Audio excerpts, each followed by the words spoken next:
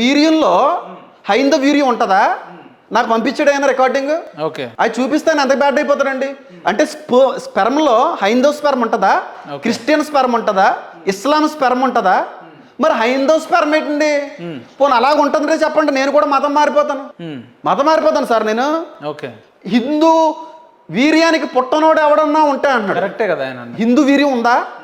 వీర్యంలో హిందూ వీర్యం, క్రిస్టియన్ వీర్యం, ఇస్లాం వీర్యం ఉందా సార్? ఎంత జ్ఞానం లేని మాటలండి అయ్యి. ఉంటుందండి ఎక్కడననే హిందూ వీర్యం ఉంటుందా? ఆయన పంపించాడండి రికార్డింగ్. చెప్తే ఆయన గౌరవం పోద్ది కాబట్టి నేను మాట్లాడలేదండి. ఆయన గౌరవానికి భంగం కలిపారా మీరు? సార్ నేను అలాంటిది కాదు సార్. ఒక వ్యక్తిని బ్యాడ్ చేయాలన్న ఆలోచన ఆయనదేమో, నాకు అది ఇవ్వలేదు. నాకు దేవుడు అధికారం ఇవ్వలేదు సార్. ఒక వ్యక్తిని బ్యాడ్ చేయాలి అని చెప్పి దేవుడు నాకు ఎక్కడ అధికారం సార్. మీ పాస్టర్లు చంపేస్తాం నరికేస్తాం అంటే తప్పులేదు, కానీ మా లాంటి హైందవ సోదరులు సంస్కృతి సాంప్రదాయాల గురించి మాట్లాడితే మీకు నొప్పి వచ్చి ఎవరిని చంపేస్తున్నామండి బాబు? ఎవరెవరు? అజయ్ బాబు గారు ఎవరండి? ఆయన పాస్టరా? అజయ్ బాబు గారు ఎవరు? విన్నారా పేరు ఎప్పుడన్నా? విన్నారా అంటున్నా. ఏం మాట్లాడతాడు? పొద్దున్న లేస్తే పేగులు తీస్తాం, నరికేస్తాం. ఆయన రేవంత్ రెడ్డి వాళ్ళ తమ్ముళ్ళ లెక్క తయారైండి ఆయన. ఏం మాట్లాడతాడండి? అంటే ఈ రకమైన సంస్కృతిని మీరు పోర్ట్రేట్ చేసుకుంటా హైందత్వాన్ని నెగిటివ్ చేసి. అజయ్ బాబు గారు లాంటి వాళ్ళు ఎంతమంది ఉన్నారండి క్రైస్తవ్యంలో? చాలా మంది ఉన్నారు. పోనీ వాళ్ళందరి గురించి పేర్లు చెప్పండి. అజయ్ బాబు లాంటి. అరే ఒక ఆయన తిడతాడు, ఆయనకు రోషం ఎక్కువ ఉంది, తట్టుకోలేకపోతున్నాడేమో, భరించలేకపోతున్నాడేమో, ఆ విధంగా విరుచుకు పడుతున్నాడేమో, అలాగని చెప్పి బైబిల్ దూషించమని లేదు సార్. అజయ్ బాబు ఏమో ఎమోషనల్లీ బ్లాక్మెయిల్ చేస్తాడు, ఇంకొక బాబేమో ఫిజికల్గా బ్లాక్మెయిల్ చేస్తాడు, ఇంకొక బాబేమో ఫైనాన్షియల్గా బ్లాక్మెయిల్ చేస్తాడు, ఇంకొక మీలాంటి బాబేమో కోట్లు వేస్తాడు. అజయ్ గారిలో సార్ నా అన్వేషణ కూడా ఓకే, నేను వేసుకున్న కోట్ ఆయనకి నచ్చలేదు సార్. ఓకే, కోట్ వేసుకుని వచ్చినందుకు ఆయన ఫీల్ అయినట్టు నాకు కూడా నచ్చలేదు. ఎందుకంటే సార్ మిమ్మల్ని నేను డామినేట్ చేయలేనండి. మీరు మస్కులర్, మీ హైట్ వేరు. లేదు నేను ఏమంటున్నా అంటే మీ ఫిజిక్ అపియరెన్స్ వేరు. నేను సరిపోను మీ ముందు. లేదు సార్, పాస్టర్లు ఒక్కొక్క మనిషి ఒక్కొక్క బ్లాక్మెయిల్ ముందు పెట్టుకొని వచ్చేస్తున్నారు. ఎందుకు నమ్మాలి? మిమ్మల్ని ఎందుకు అనుసరించాలి? మమ్మల్ని నమ్మకండి. పాస్టర్లు నమ్మొద్దు, బైబిల్ నమ్మండి. మీరు ఎందుకు వచ్చారు సార్? మీడియాలకు ఎందుకు ఇంటర్వ్యూలు ఇస్తున్నారు? మీరు రమ్మన్నారు కాబట్టి. ఓకే, నేను రమ్మన్నా సార్. మిగతా ఛానల్స్ ఎందుకు?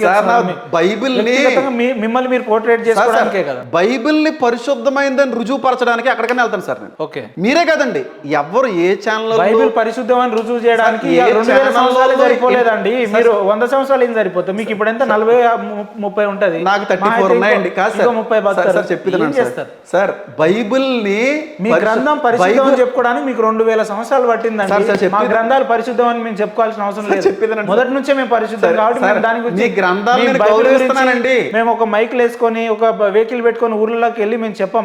మహాభారతం, రామాయణం, పురాణాలు, ఇతిహాసాలు, వేదాలు మేము ఎవరికి చెప్పాం. ఎందుకు చెప్పామంటే మా పుట్టుకలతోటే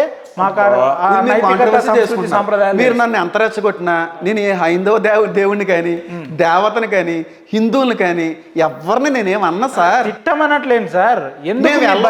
మేము వెళ్ళమంటే మీరు వెళ్ళి ఈ ధర్మాన్ని నలుగురు తెలియజేయండి అని మీ గ్రంథంలో రాయలేదు. మా గ్రంథంలో రాశాడు దేవుడు. ఎందుకు రాశాడంటే మీ గ్రంథాలలో అత్యంత పురాతనమైన వ్యవస్థల్ని కానీ లేదంటే మంచి ఆలోచనలు లేవండి. లేని దాన్ని మీరు హైలైట్ చేసుకుంటున్నారు. ఇప్పుడు హైలైట్ అవని షూట్లనే ఎక్కువ చేసుకొని మేము హైలైట్ చేసుకుంటాం కదా. ఎవరండి? మేమండి. సార్ నేను ఒకటి చెప్తున్నాను చూడండి. బైబిల్ పరిశుద్ధమైనది అని రుజువుపరచడానికి చెప్పండి. బైబిల్ పరిశుద్ధమైనది అని రుజువుపరచడానికి ఏ ఛానల్ పిలిచినా వెళ్తానండి. అంతకు మించి ఎక్స్ట్రాలు అయితే వెళ్ళనండి. మీ బైబిల్ మీరు రుజువుపరుచుకుంటే ఎవడన్నా పిలిచాడు అనుకోండి, వెళ్ళి రుజువుపరుస్తాను. వాళ్ళ గ్రంథాల జోలికి వెళ్ళనండి. ఇప్పుడు అజయ్ బాబు గురించి మాట్లాడారండి. ఆయన వేరే గ్రంథాల కోసం, వేరే మతాల కోసం, వేరే దేవుళ్ళు దేవతల కోసం కూడా ప్రస్తావించే ఉండొచ్చు. నేను చెయ్యను సార్. అలా ప్రస్తావించమని మా బైబిల్ చెప్తుందంటే ఏ దేవత జోలికి కానీ. అజయ్ బాబు గారు కూడా బైబిల్లో ఉన్న గ్రంథాలనే అనుసరిస్తున్నాడు. మీరు కూడా బైబిల్లో ఉన్న గ్రంథాలనే అనుసరిస్తున్నాడు. అజయ్ బాబు మార్పు ఎందుకు ఉంటుందండి? అది కాదండి, ఆలోచనలో మార్పు. హేమాన్ గారు ఏమనుసరిస్తున్నారు, అజయ్ బాబు గారు ఏమనుసరిస్తున్నారని కాదండి. మీకు ఏదైనా డౌట్ ఉందనుకోండి, మీ బైబిల్ ఏం చెప్పిందని అడగండి. మా గ్రంథం కోసం, మా దేవతల కోసం, మా దేవుల కోసం ఇలాగ అనమని చెప్పిందంటే చెప్తాను. మేమన్నట్లకి బైబిల్ మీరు తప్పట్టకూడదు సార్. అజయ్ బాబు గారు ఏదో ఫెరోషియస్గా కొంచెం ఫాస్ట్గా ఆయన మాట్లాడి, బాబు గారేమో మా బైబిల్ తప్పుపట్టద్దు అంటాడు సార్. అజయ్ బాబు గారేమో లేదు మేము చంపేస్తాం, నరికేస్తాం అంటాడు. ఇంకోటి అమ్మ తేజ హోమ్ థస్ అంటాడు. ఏంది సార్ ఇది? ఎవరిని నమ్మాలి? ఏం చేస్తున్నారు? పాస్టర్లని పేరు మీద ఏం చేస్తున్నారు ఈ రాష్ట్రంలో, ఈ దేశంలో అంటే ఏం చెప్తారు? అజయ్ బాబు గారు నమ్మకండి, హేమాన్ని నమ్మకండి, ఏ పాస్టర్ని నమ్మకండి, క్రిస్టియానిటీనే బైబిల్ నమ్మండి, నమ్మొద్దని చెప్తాం. నమ్ముట నీ వల్ల అయితే అన్నాడండి.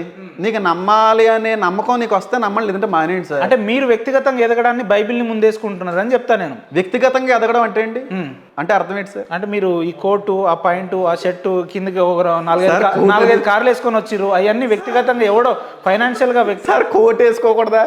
మీరు IPL మ్యాచ్లకి వెళ్ళారు, మిమ్మల్ని ఏమన్నా అంటున్నాను నేను? అట్లా కాదు. నా వ్యక్తిగత ప్రశ్న ఏంటంటే, బైబిల్ని అడ్డు పెట్టుకొని ఒక వ్యక్తులు ఆర్థికంగా బలపడుతున్నారు,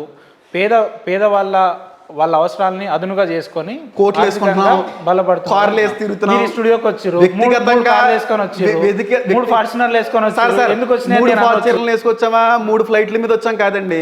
వ్యక్తిగతంగా ఎదగడానికి బైబిల్ అడ్డు పెట్టుకున్నామని మీరు అంటున్నారండి. ఫ్యాక్ట్ ఇది. ఏమండి స్కూట్ వేసుకున్న దానికి దేవుడికి సంబంధం ఏంటి సార్? అట్లాగా సార్. సార్ నేను మీరు కట్ చేయకూడదు. చెప్పండి, మీరు ఎన్ని IPL మ్యాచ్లు చూసారు ఈ 4 రోజుల్లో? ఎన్ని ఫ్లైట్లు మారారు?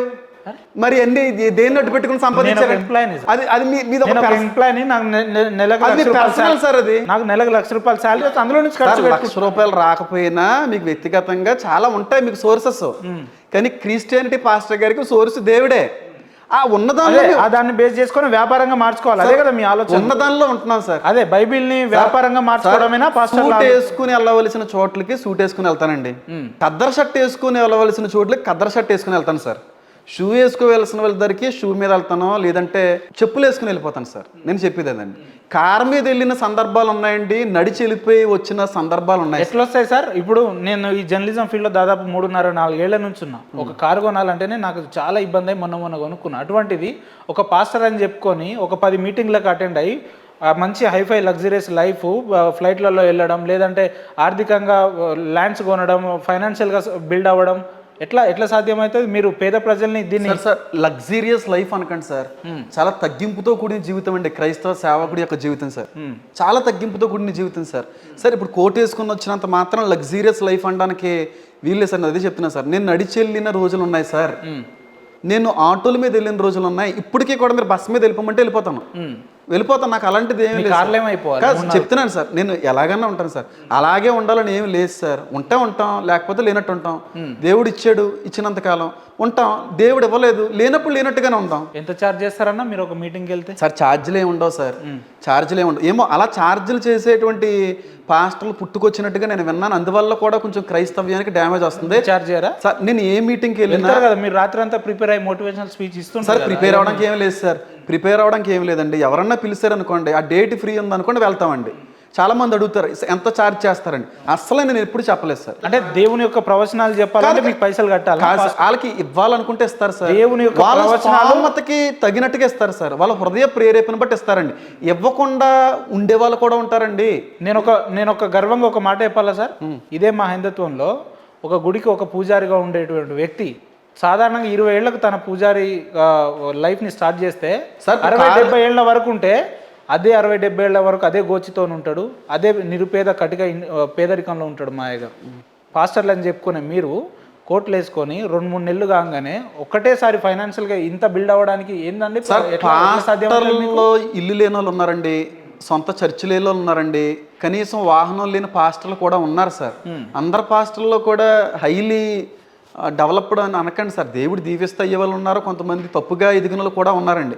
కానీ అది ఉంది ఇది ఉందని అంటున్నారు. కానీ నాకంటూ సొంత ఇల్లు లేదండి.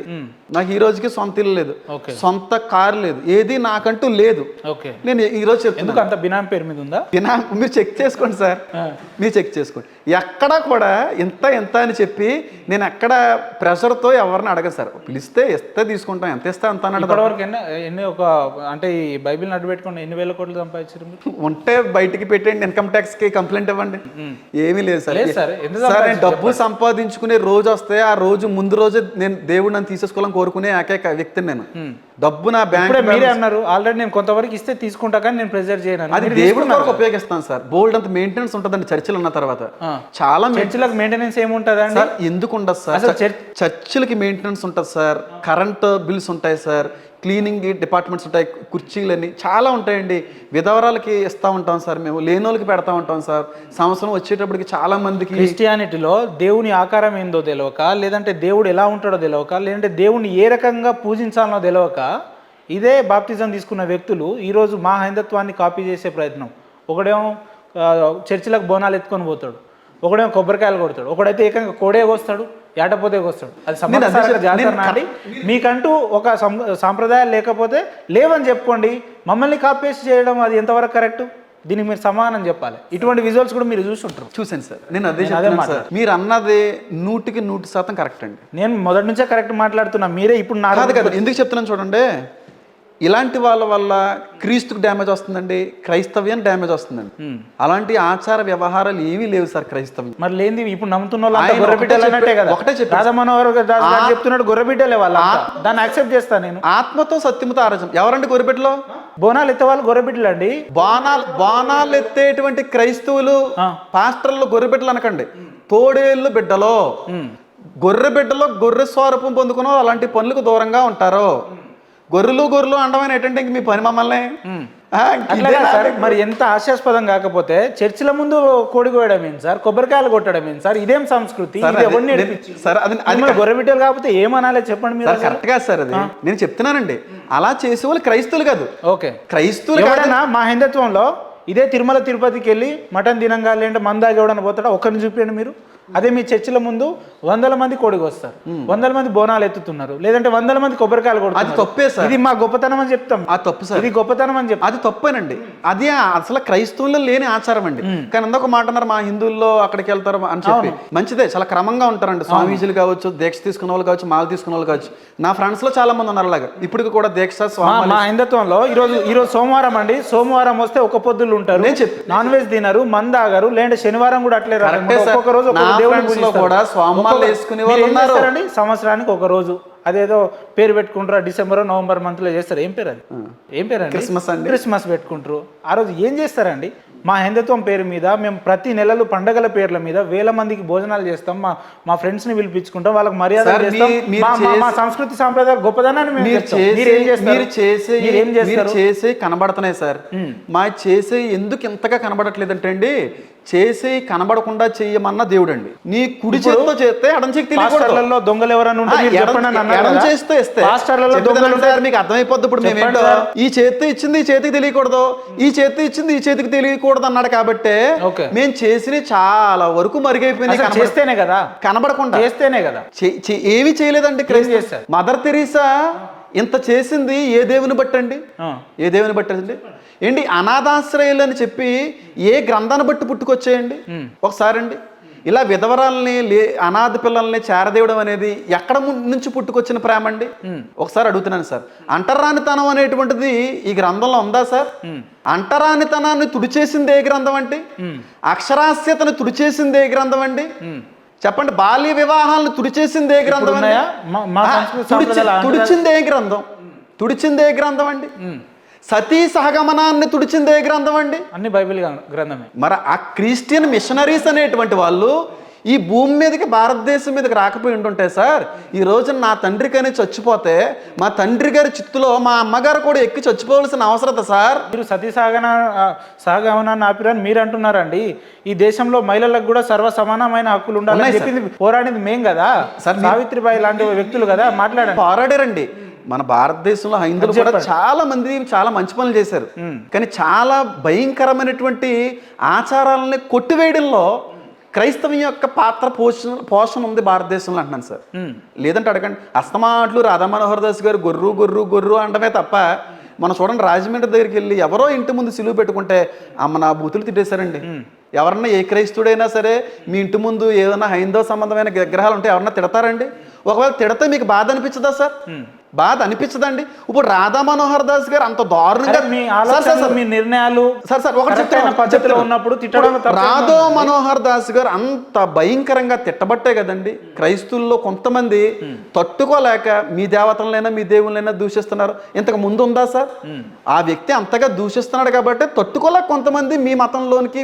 ఈ రోజు క్రిస్టియానిటీ ఇంత విచ్చలవిడితనంగా హైందవ ధర్మాన్ని వేధిస్తుంది, లేదంటే క్రిటిసైజ్ చేస్తుంది అంటే మా యొక్క గొప్పతనం అనే చెప్తాం. వేధించట్లేదండి. 80% వేధిస్తున్నారు సార్. 80% మంది ఉన్న హిందువుల్ని కేవలం 20% మంది ఉన్న క్రిస్టియానిటీ కావచ్చు, ఇతర మతస్థులు కావచ్చు, కలిసి ఈ రోజు విచ్చలవిడిగా డామినేట్ చేయడం, ఆ రకంగా మాట్లాడు. నిజంగా మీ గ్రంథాలన్నీ అంత పరిశుద్ధంగా మీరు ప్రచారం చేసుకోవాల్సినంత అవసరం లేదండి. మాలాంటి వ్యక్తులే స్వయంగా మీ దగ్గరికి వస్తారు కదా, మిమ్మల్ని అప్రోచ్ అవుతారు కదా. ఎవరో ఏం పద్ధతులు అండి? క్రిస్టియానిటీలో ఉన్న పద్ధతులు ఏంటి? ఒక చెరువులో ఇట్లా ముంచి ఇట్లా పైకి వెళ్తే ఆ వ్యక్తి పరిశుద్ధుడు అయిపోతాడా? నేను పొద్దున మటన్ తింటానండి, బాత్రూమ్ పోక ముందరే నేను స్నానం చేసేస్తే నేను మంచోడిని అయిపోతానా? ఇలా ఒక టాబ్లెట్ వేసుకుంటే జ్వరం పోతాదా అన్నట్టు ఉంది మీరు. అవును. ఏంటది? ఇలా ముంచి ఇలా లెగితే ఒక వ్యక్తి అంటాడు రక్షణ పొందుతుందా? ఏస్తున్నామా తుచ్చ అంటాడు. అప్పటికే వాడు అసలు 2 కాళ్ళు పని చేయనోడు వాడు 100 మీటర్ రన్ చేస్తాడు వాడు. సార్ క్రైస్తవ్యంలో ఇది ఏం పద్ధతి సార్?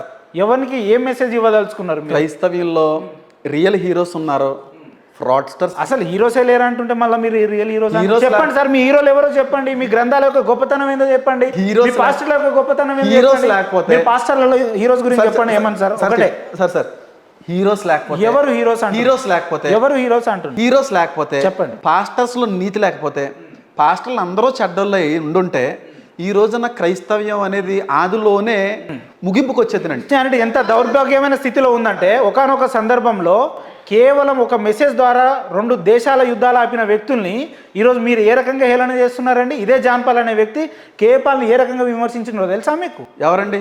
ఇదే జాన్ పాల్ అనే వ్యక్తి ఇదే ఏదో గ్లోబల్ ప్లీజ్ అంబాసిడర్ అని చెప్పుకునేటువంటి కేపాల్ని ఏ రకంగా మాట్లాడిందండి? ఇదా మీ సంస్కృతి? ఇదా మీ సాంప్రదాయం? అదే అంటున్నాను సార్.